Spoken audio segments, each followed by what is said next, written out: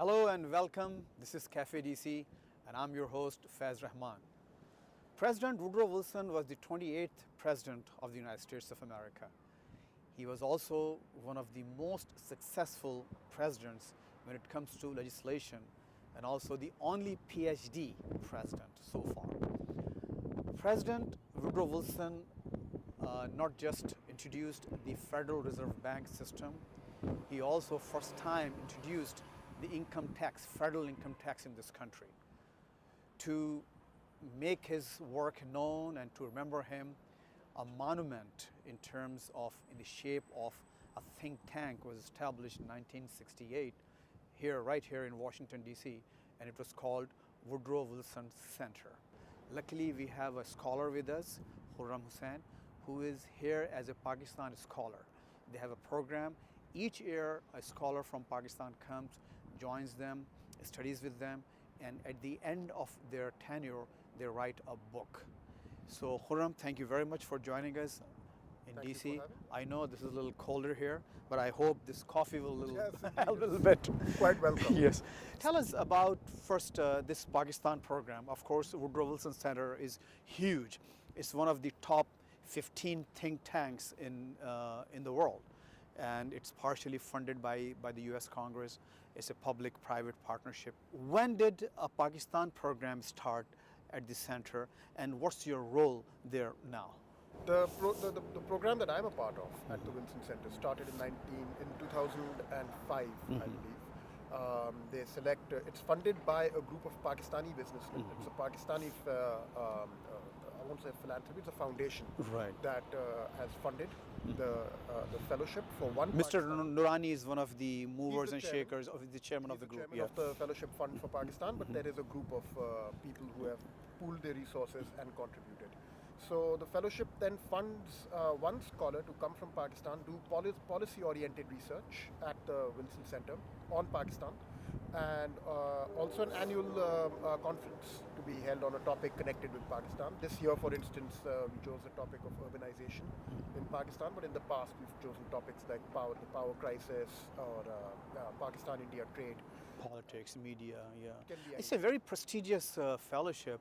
Before you, Malia Lodi has been here, Khalid Ahmed, Riaz Muhammad Khan, Zahid Hussain, very prominent names. Usually they prefer to bring people who have a foot in different worlds.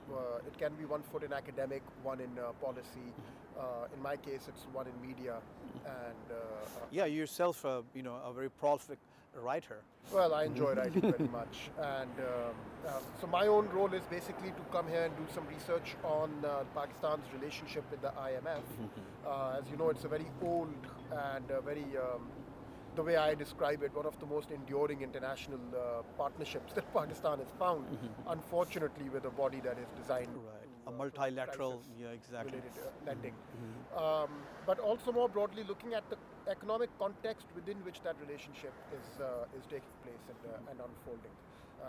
And hopefully see if we can discover in the history of this relationship some kind of an insight that can help us, escape this economy of perpetual crisis. So besides the Pakistan Foundation Fund, which basically funds this fellowship that you are basically have right now, so what else the center itself provides you in terms of help, assistance? What is the Woodrow Wilson Center's role in this partnership? The biggest thing that they provide me, which is of help, is the space in which to do my work. I can't ask for more than that. First and foremost, freedom in freedom from any kind of direction, and that's the biggest, most important thing that is happening at the Wilson Center. Is that unlike a lot of other think tanks, that are directed and that have a particular agenda and a particular focus, and they want to pursue a particular outcome or lobby policymakers for a particular outcome. At the Wilson Center, they give you the space in which to do your own work, and there is absolutely no... So what you're trying to say, basically, there are no policy goals or lobbying goals and at the end. I mean, they don't see... If there are any policy goals, they are ones that I will be Or you will set it? I'm free to set for myself and free to pursue whatever research agenda I want from whatever perspective I want. That is the most important contribution that they give, a space in which to do your own work unhindered, with no interference from anywhere. And what they ask from you, like when they give you so much freedom and so much space here? Of course, is that there should be some kind of a concrete output as a result of the research. I'm expected to obviously make a presentation before leaving the fellowship, before it concludes. Traditionally, those who have come before you, they write a book at the end of their tenure. Traditionally, the most concrete outcome is a book of any research, and the topic is then chosen by you and the approach. And so, is it something that you're also looking into? Maybe writing a book at the end of. I mean, that's the idea here. To come here, do the research, and eventually have that research translate into a book. It takes a little more than 9 months to actually write and finish a book. Most scholars have taken, I believe there's been one instance in which somebody wrote a book in the 9 months while they were here. But mostly you do the work that you need to do and here, that and work is... continue writing. Oh, okay. So they don't give you like a deadline, so to speak? No, not at all. Okay. There's no deadline, but again, it's also not supposed to be an open-ended commitment. And I think with the passage of time, because your prestige, your own name, and everything is also on the line, so to speak. You would also like to contribute something solid at the end of, so it serves a purpose. It serves a purpose, and the book should be something that is additive to our knowledge. It should be breaking new ground. It should be addressed towards the policy community in some shape or form, whether it's counter-terrorism, like Zahid Hussain Saab wrote before us, or in my case, as it will be education. Sami Altaf's case, it was something else. Somebody wrote on education. In my case, it's on the economy, and particularly the kind of external imbalances that Pakistan has been struggling with. So, on this side, of course, this is something that you contribute to the richness of American fabric. The work that's being put out by scholars. Washington, D.C. is a town of think tanks, of scholars, of writers, authors, policymakers, policy writers. So you contribute to that overall fabric, yes? I contribute to it, and I also did. I also exactly. You're also a beneficiary of it. Exactly. Just by being a participant in the intellectual life and the policy dialogue that is taking place here in D.C. is a very enriching experience. Right. Now, one question that arises, and I'm sure maybe some of our viewers may have this: what does Pakistan or Pakistan Foundation Fund get out of it?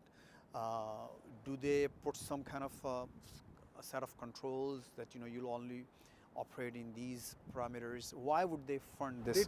They do lay down certain parameters. Like what? And primarily, what they want you to do is provide additive or value-added insight into policy-making process. So, for instance, they would not be interested in funding purely academic research that concerns itself or directs itself to theoretical questions as such.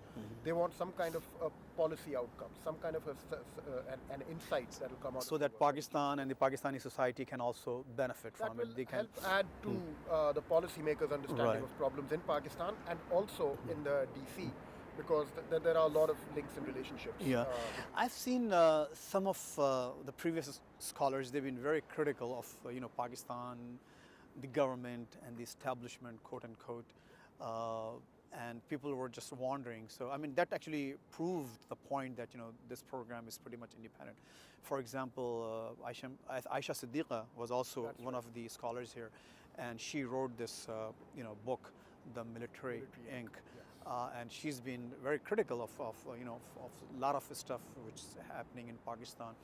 So that goes to prove that there aren't any controls or prohibitions on It's worth emphasizing again and again, in fact, that intellectually the space that is given to be independent in your own work it's really admirable over here by the Wilson Center, but also by the Fellowship Fund for Pakistan. In the past, you're absolutely correct to point out that there have been a number of scholars who have written material that has not been well received by the powers that be in Pakistan. But nevertheless, the Fellowship Fund has stood by the material. They have stood by their scholars and they have stood by the output that has come out of it. I myself am writing on economic matters. There's a lot to say about the economy in Pakistan that will not go down well, I'm sure, with policymakers, because there's a lot of room for improvement in how Pakistan's economy is managed and how Pakistan is governed by, irrespective of whichever government is in power. And there's a lot of improvement in terms of the business environment and the kind of expectations that businessmen bring to their own investments. Words like rent seeking are used very freely when talking about Pakistan's economy, and for good reason. There's a lot to say by way of a critical nature, by way of a value-added nature regarding Pakistan's economy, and it's very important that there be a platform from where these kind of critical voices can find a way into the most important, the highest levels of the policy dialogue. That's the opportunity that's been given here through the Wilson Center, and people in the past have made a lot out of it, and I hope to. Very good, Khurram. Good discussion. We'll just take a short break here, and when we come back, we'll talk about basically the comparison between the academic and scholarly freedom in Pakistan versus here. You're a Pakistani scholar, now working in American at an American think tank. So what's the difference that you feel? So when we come back from this short break, we'll talk about that. Each week here at Cafe DC, I go one-on-one. Politicians, literary giants, activists, power brokers, and many more from different walks of life. And focusing on what matters is my cup of, shall we say, coffee. Matters that make a difference in the society. Watch me, Faiz Rahman, on Cafe DC every week only on PTV World. Welcome back. So Khurram, yes, it sounds very good. Of course, you're here in one of the freest countries in the world. You have all the freedom to research, write, formulate, share, spread as a written word or even as the spoken word. When you go back, you speak probably at forums.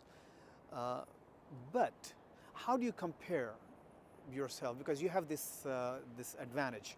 You share both experiences now. So tell us about the academic freedom in Pakistan. Are academics in Pakistan, the scholars, do they enjoy some degree or what degree of freedom? I would say they enjoy a far more freedom than one would imagine. And there are plenty of examples in Pakistan of scholars who have taken a very bold, very courageous stances, and their work continues, and they do continue writing. But one big difference that I find between the research community in Pakistan and the research community here is that the agenda in Pakistan tends to be set too much by the donor community.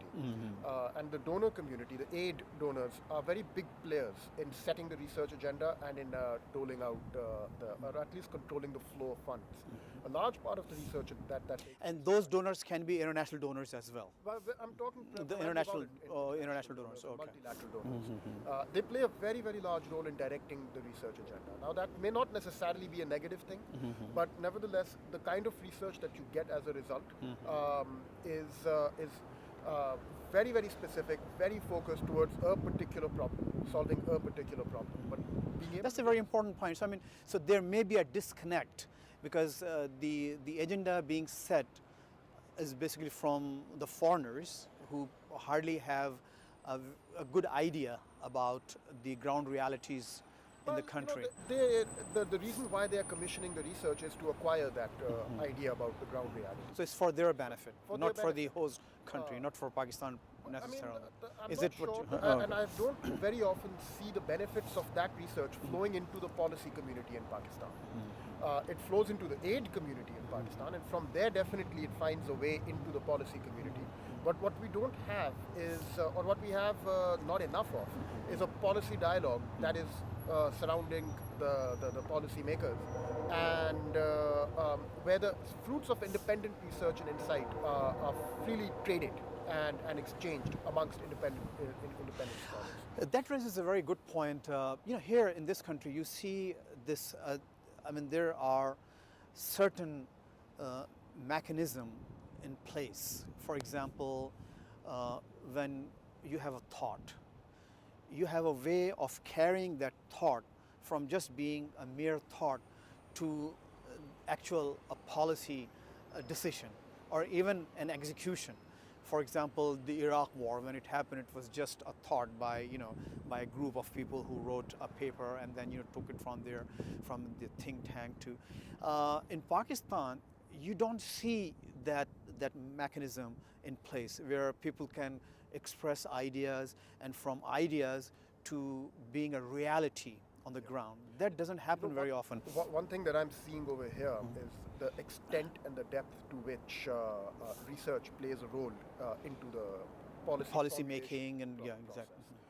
So when a decision is made, let's say key decisions that this country is and in the economic sphere facing right now to ease out the quantitative or to taper off the quantitative easing that the Federal Reserve Bank has been implementing for the past few years. It's a very key decision, and if you look at the volume of research that is coming out from academics, from the policy think tanks, from all sides, and how all of that is then eventually amalgamated, and how it goes through a process which ultimately leads into the formulation of policy making, is a fascinating thing. Yeah, so basically scholars like you play a huge role in the background.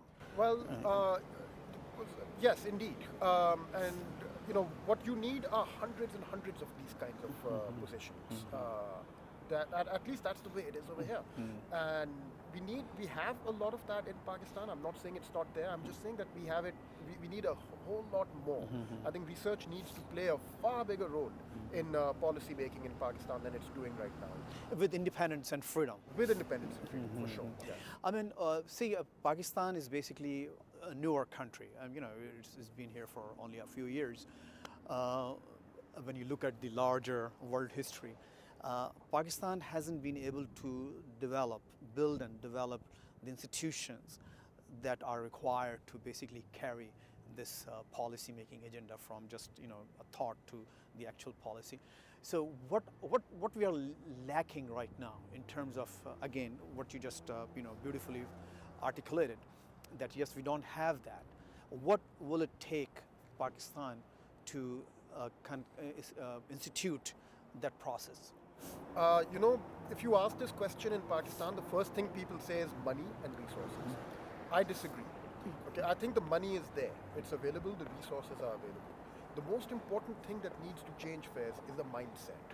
And the mindset, we need a mindset amongst policy makers, amongst legislators, amongst the powers that be in Islamabad, that research is a process that requires a great deal of integrity.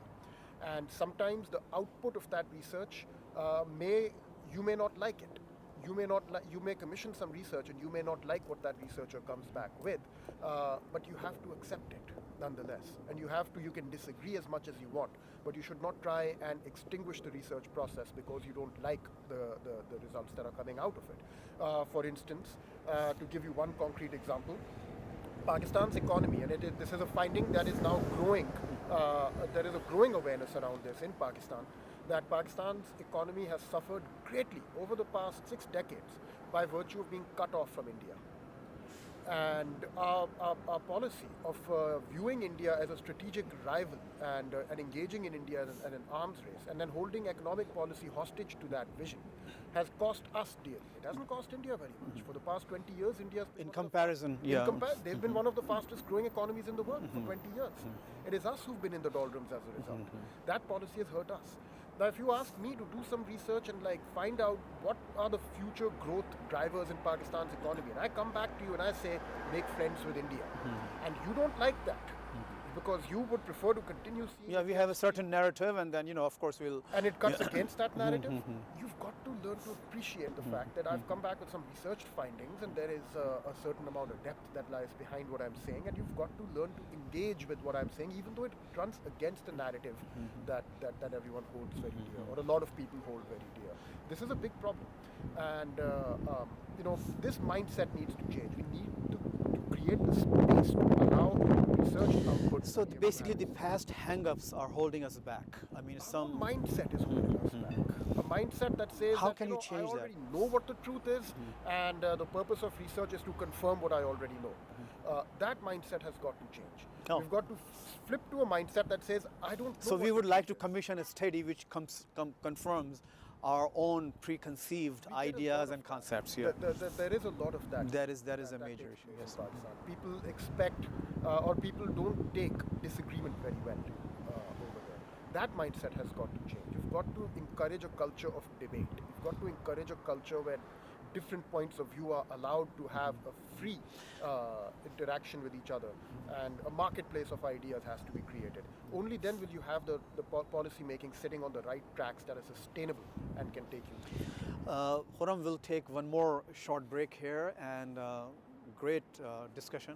And when we come back, we would like to talk to you about, you mentioned our mindset, something which is holding us back. And but what can we do to change it? And also there's a big factor in the American US-Pakistan relationship. There's also a certain mindset which, like, we basically play both sides of the aisle, saying that, on the one hand we would like to be friends, and then on the other hand you have all this stuff going on. So when we come back, we'll talk to you about that, and then of course your IMF research, and you recently wrote a paper on US-India relationship, especially the trade relationship that's kind of taking some south turns, or turns toward the south. So we'll talk. So please stay with us. We'll be right back with Khurram Hussain. Each week here at Cafe DC, I go one-on-one. Politicians, literary giants, activists, power brokers, and many more from different walks of life. And focusing on what matters is my cup of, shall we say, coffee. Matters that make a difference in the society.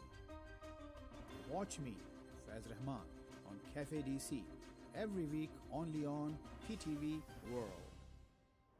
Welcome back.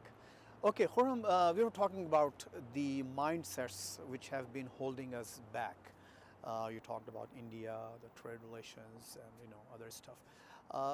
Do you also believe that there's also a mindset involved which is kind of holding us back when it comes to US-Pakistan relationship? Absolutely.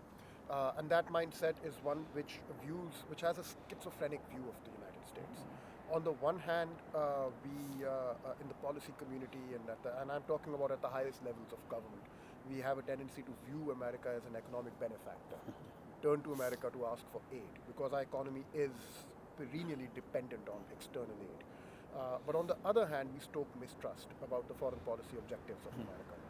The mindset that needs to change here is one that refuses to understand that the importance of domestic reform and keeps looking to international partners for assistance and keeps postponing the difficult decisions that we need to make internally to make ourselves self-sufficient and wean ourselves off of this dependence on aid.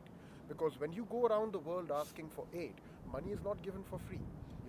Aid givers will give you money, but There will be with that money certain will come strings, yeah. You will have to perform a role in their geopolitical games, and you may not like the role that you have to play. And by virtue of entering into that role, now you find yourself chafing at the bits, and you find yourself in a situation that you would rather not be in. This schizophrenia has to end, and what we've got to grow out of is this idea that aid is in any way some kind of a savior for us. What is going to save Pakistan is... What if Pakistan just doesn't get any aid?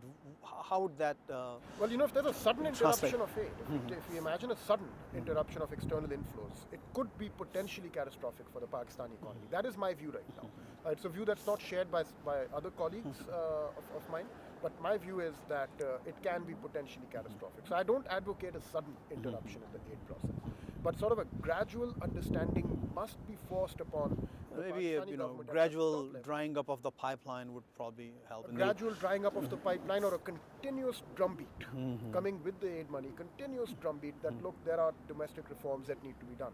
There are two areas that are absolutely critical for Pakistan to implement reforms on. One is normalize your relations with your own neighbors.